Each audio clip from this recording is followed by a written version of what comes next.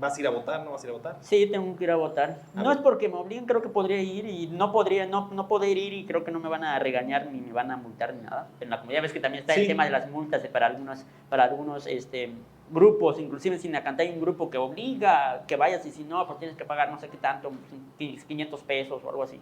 Lo que yo podría comentar el tema de la selección el próximo 2 de junio, creo que se va, como en otros años pasados, otras elecciones pasadas, creo que se da en contextos diversos. Sí. Creo que hay contextos donde sí es una elección, donde es una democracia desde su propio ser, pero también creo que hay democracias obligadas o pseudodemocracias, como en el caso de Sinacantán Claro. o en muchos pueblos, donde pues, prácticamente se condiciona el voto o prácticamente te obligan a ir a votar aunque no quieras ejercer ese derecho. Entonces creo que en el contexto que se va a desarrollar el tema de la selección el próximo de junio, creo que se va a dar en un